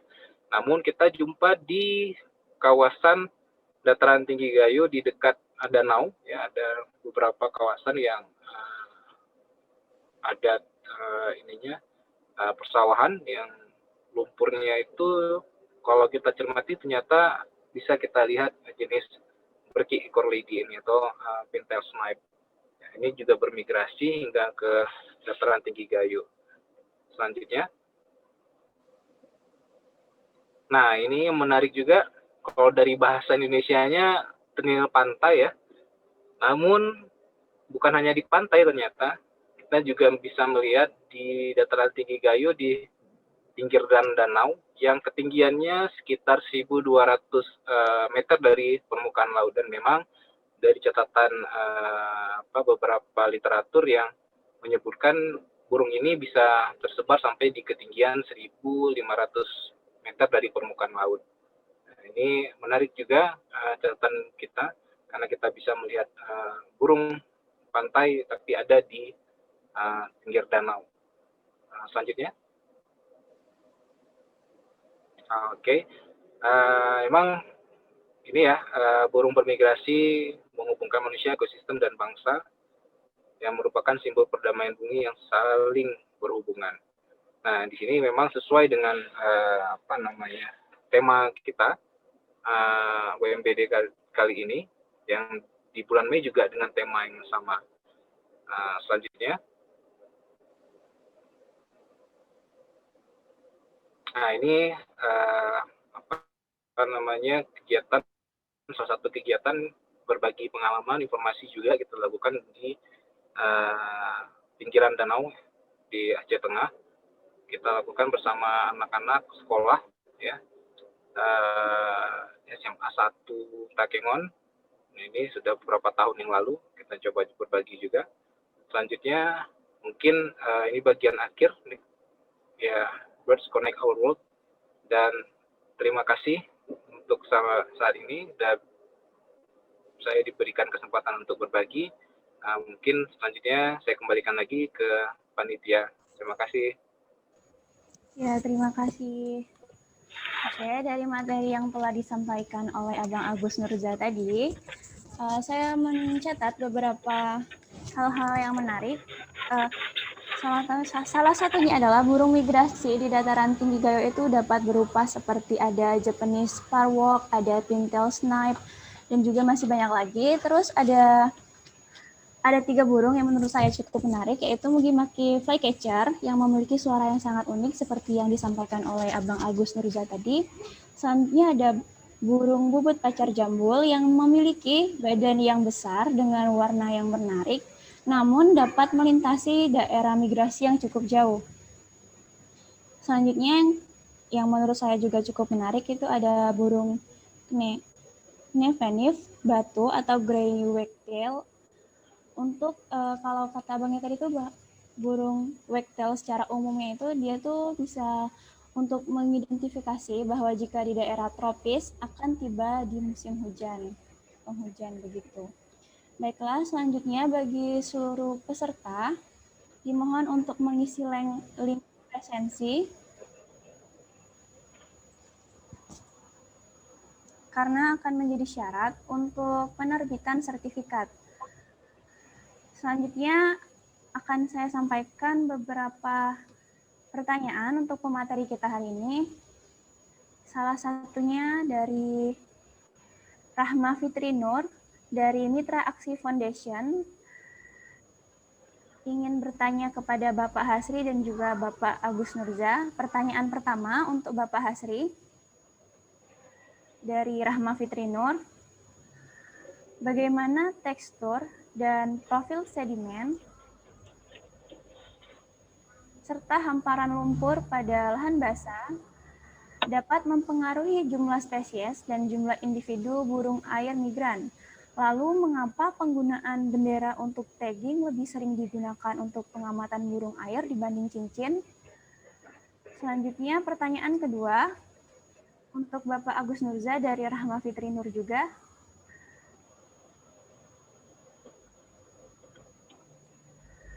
Kapan waktu terbaik berkunjung ke Burmulo Forest Park untuk melakukan bird watching, terutama pada pandemi ini? Dan apakah agriturism ini juga mendukung pertumbuhan ekonomi sekitar dengan tetap menjaga alam, tetap lestari secara berkelanjutan? Kemudian bagi wisatawan yang tidak memiliki peralatan pengamatan seperti binokuler, apakah disediakan alat tersebut untuk disewakan? Terima kasih. kepada pemateri pertama, Bapak Hasri, dipersilahkan untuk menjawab. Baik, terima kasih atas pertanyaannya. Saya coba menjawab dari pertanyaan Mbak Fitri Nur tadi ya. Ya. Secara umum sih bukan tekstur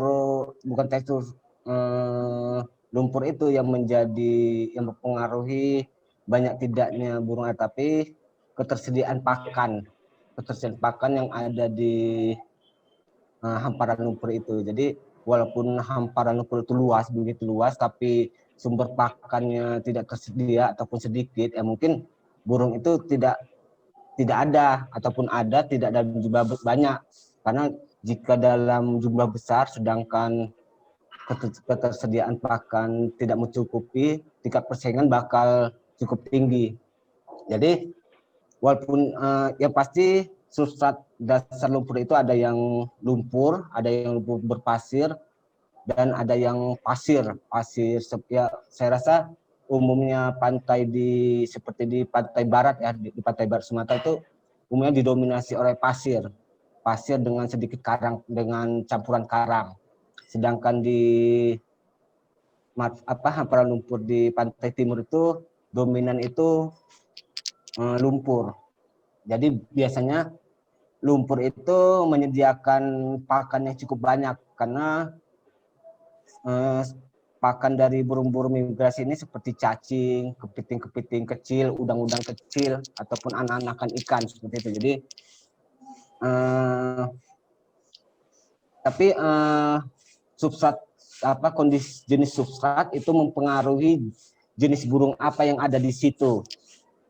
Jadi misalnya jika hamparan lumpur itu berupa lumpur yang cukup dalam, biasanya itu didominasi oleh jenis-jenis gajahan atau trinil yang memiliki paruh cukup panjang untuk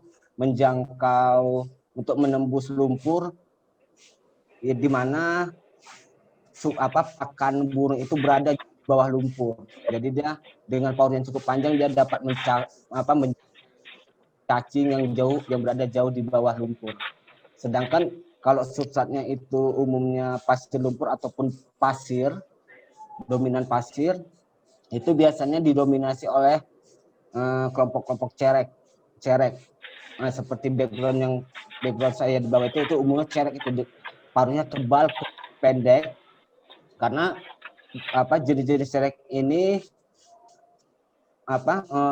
pakannya itu berupa fauna kecil yang hidup di atas substrat seperti kepiting-kepiting kecil. Jadi dia dengan matanya yang besar itu akan mengejar mangsanya yang nampak bergerak di atas substrat. Jadi seperti itu, karena jika kelompok cerek ini berada di lumpur yang dalam, dengan paruhnya dia tidak akan bisa mendapatkan makanan yang berada jauh di bawah lumpur. Sedangkan yang kelompok gajahan trinil dengan paruhnya yang panjang, dia meraba-raba ke dalam lumpur menggunakan paruhnya, karena di ujung paruhnya itu terdapat sensor untuk mengetahui keberadaan sumber pakannya. Mungkin seperti itu.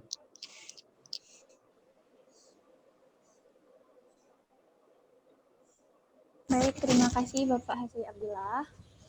Selanjutnya pertanyaan kedua dari saudari Rahma Fitri Nur.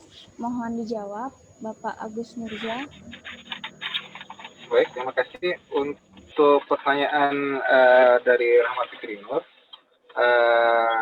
Waktu terbaik ya di Kebun Forest Park itu sebenarnya tergantung apa yang ingin kita lihat ya. Sebagai contoh, pada burung endemik, ini kalau untuk burung endemik baiknya itu di bulan Maret hingga September. Itu lebih memungkinkan kita bisa menjumpai burung endemik seperti pita ya, Sandus pita, kemudian jenis burung Sumatran peacock pheasant, ada beberapa jenis burung endemik lainnya itu memang lebih aktifnya di bulan Maret sampai September. Kemudian untuk melihat julang emas atau rangkong di Burung Forest ada lokasi yang berbiak yang hampir setiap tahunnya rutin dijadikan lokasi berbiaknya pohon sarangnya itu baik pada bulan Januari sampai dengan Maret.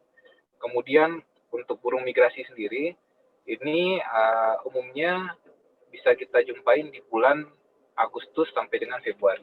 Nah, jadi ini tergantung kita mau apa dulu targetnya. Jadi ada 3 yang umumnya kita menjadi bagian terpenting di daerah Burung Forest itu tadi. Kemudian untuk masyarakat mendapatkan manfaat tentu ya, karena dengan menjaga burung ini juga sama dengan menjaga hutan. Jadi kita berharap hutan itu bisa terjaga, kemudian burungnya bisa lestari juga, dan tentunya ketika hutan terjaga, kualitas udara, air yang juga dikonsumsi masyarakat sekitar itu dapat lebih baik. Kemudian kami juga dalam melakukan kegiatan khususnya di birdwatching tour, kita bersama masyarakat lokal. Jadi ada sekitar 3 orang yang sudah kita latih ya, yang sudah kita latih untuk sebagai pemandu lokal. Jadi insya Allah mereka juga mendapat manfaat dari sisi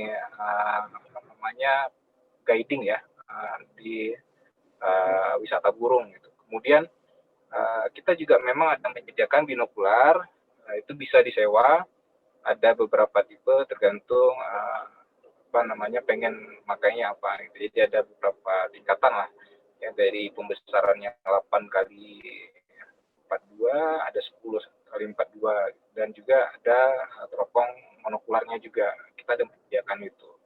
Mungkin itu saja dari saya. Terima kasih.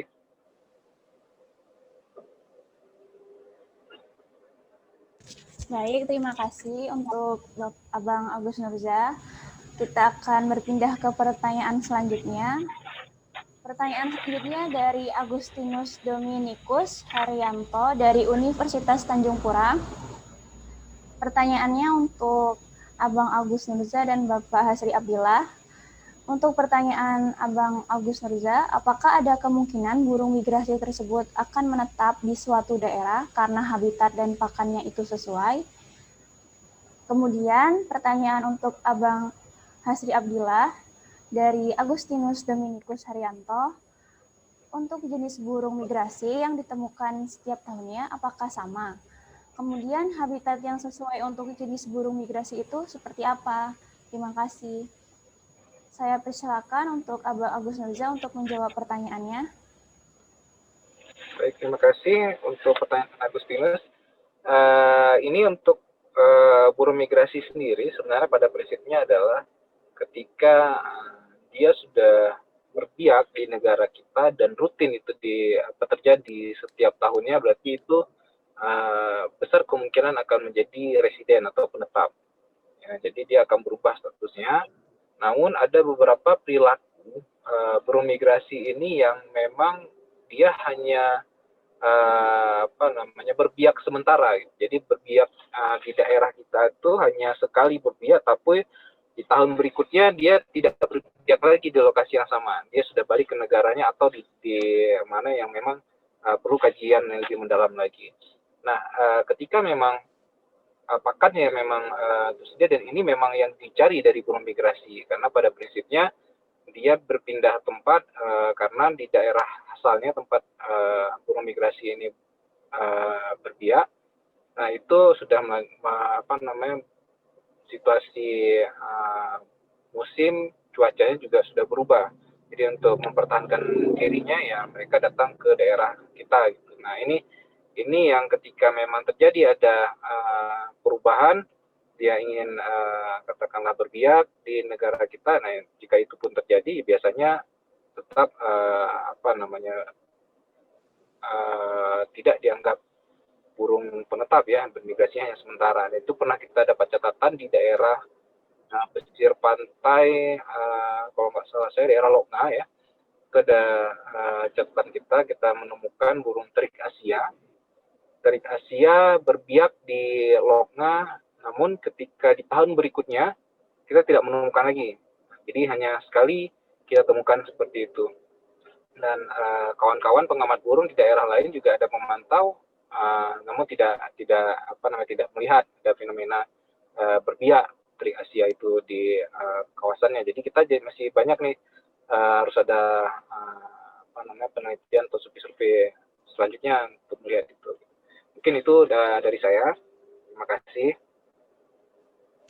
Terima kasih untuk jawabannya, Bang Agus Nurza. Selanjutnya, untuk Bapak Hasri Abdillah, dipersilakan untuk menjawab pertanyaan. Mohon maaf sebelumnya tadi agak pertanyaan yang diajukan tidak begitu jelas tadi. Oh begini, Ulang, untuk jenis burung migrasi yang ditemukan setiap tahunnya apakah sama? Kemudian habitat yang sesuai untuk jenis burung migrasi itu seperti apa? Terima kasih. Berdasarkan pengamatan yang sudah saya lakukan selama ini dari 2008-2009 ya sampai sekarang itu lebih kurang untuk spesies sama, tidak banyak perbedaan. Hanya mungkin pada tahun kemarin ada dijumpai jenis A seperti pernah saya jumpai Trini Norman itu pada tahun 2012-13. Nah, tapi semenjak dari 2014 sampai sekarang saya belum pernah menemukannya lagi di wilayah yang sama. Apa mungkin memang dia berpindah ataupun dari banyak burung di situ normal kan tidak seperti tidak seperti spesies jenis yang lain seperti cerek, trinil yang dalam jumlah yang banyak gitu kan. Jadi trinil normal itu waktu saya pernah menemukan tuh hanya satu individu. Jadi mungkin bisa saja dia tidak berada di situ lagi atau ada di antara sekian burung yang banyak itu tapi tidak terlihat. Tapi secara umum tidak banyak perbedaan sih dari jumlah spesies seperti cerek pasir Mongolia, cerek pasir besar itu selalu ditemukan, tiga jenis gajahan timur, gajahan penggala, gajahan besar selalu ditemukan.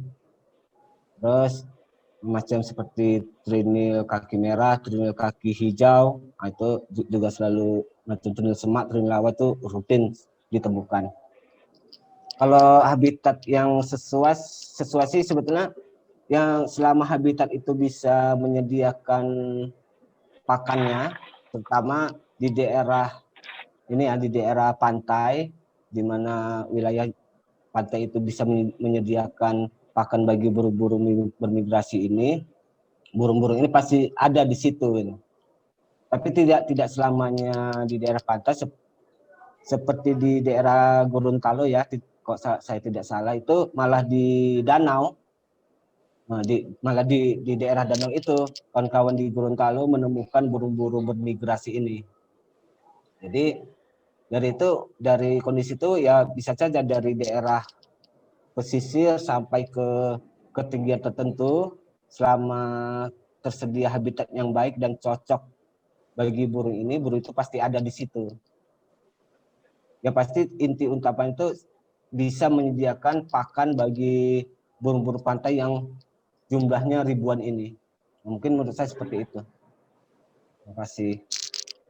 Terima kasih atas pertanyaannya Bapak Hasri Abdillah.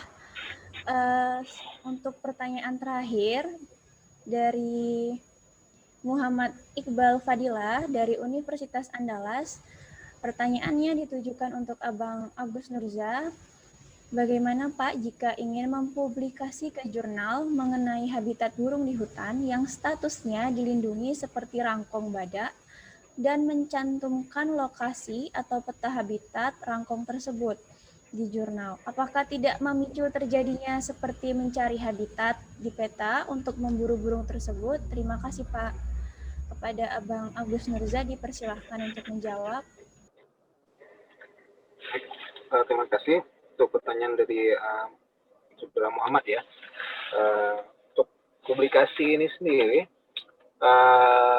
jika memang di daerah suatu kawasan konservasi tentu sudah ada kerjasama dengan pihak terkait, sebagai contoh pihak dari KLHK atau BKSDA ya. Jadi ketika kita mau publikasi kawasan secara detail, ini memang akhir-akhir ini banyak pengurangan ya untuk detailnya gitu. Bahkan kalau dulu titik koordinat itu menjadi acuan dalam publikasi. Karena kalau sekarang banyak jurnal-jurnal itu tidak lagi mencantumkan sisi titik koordinat. Jadi hanya memberikan titik kawasan gitu. Karena ketika kita terlalu bebas atau terlalu lugas detailnya lokasi temuan ya spesies-spesies tertentu atau spesies-spesies dilindungi, ini justru menjadi konsumsi para pemburu. Jadi sebagai contoh di aplikasi untuk melihat burung itu bisa kita pakai, ada eBird ya, itu yang dipakai banyak pengamat burung di dunia. Nah, di situ memang ada di di titik poin yang memang bisa diakses langsung ya secara detail ya dari GPS yang ada. Nah, ini memang cenderung awalnya ya bisa membuka pintu selebar-lebarnya untuk para pemburu. Nah, jadi untuk publikasi ya saya sebagai saran ya pribadi tidak usah terlalu detail, hanya cukup menuliskan kawasan, namun diupayakan tidak mengurangi substansi dari hasil penelitian. Jadi untuk menulis sendiri ya saya kira dari sisi ketika memang catatan kita peroleh itu sebagai catatan yang baru ya pasti jurnal rata-rata ya bisa menerima apa yang kita ingin publikasikan sesuai dengan standar-standar ya penelitian lah. Ya, mungkin itu aja dari saya. Terima kasih. Baik, terima kasih untuk Abang Agus Nurza atas jawabannya. Selanjutnya, mohon maaf untuk para penanya. Mungkin hanya tadi yang bisa dijawab secara langsung, sisanya akan dikirimkan panitia melalui email. Karena kita memiliki keterbatasan waktu, mohon maaf atas ketidaknyamanannya. Selanjutnya adalah pengumuman peserta yang mendapatkan door prize. Yang pertama yaitu Saudari Rahma Fitri Nur dari Mitra Aksi Foundation. Kemudian dari Agustinus Dominikus Haryanto. Lalu yang terakhir adalah Muhammad Iqbal Fadila dari Universitas Andalas. Selamat. Selanjutnya mohon untuk menghubungi panitia. Nah, sampailah kita pada sesi terakhir, yaitu sesi foto bersama yang akan saya pandu. Kepada panitia yang akan mendokumentasikan, silakan bersiap-siap.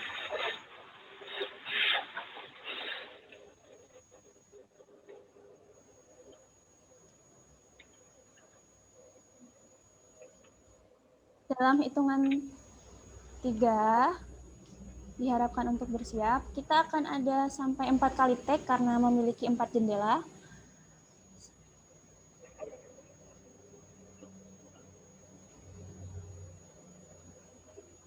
Untuk panitia, silakan bersiap untuk mendokumentasikannya. 1, 2, 3.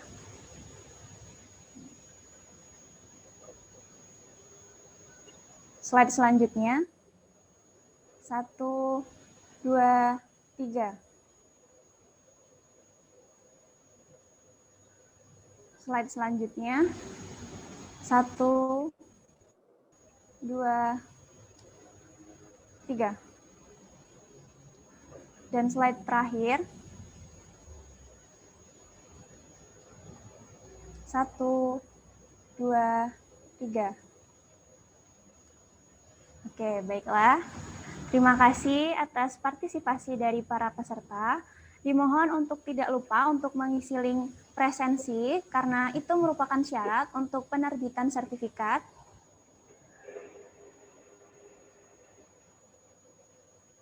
Saya ucapkan terima kasih kepada pemateri kita hari ini, Abang Agus Nurza dan Bapak Hasri Abdillah. Terima kasih banyak, ilmu yang sungguh sangat bermanfaat sekali.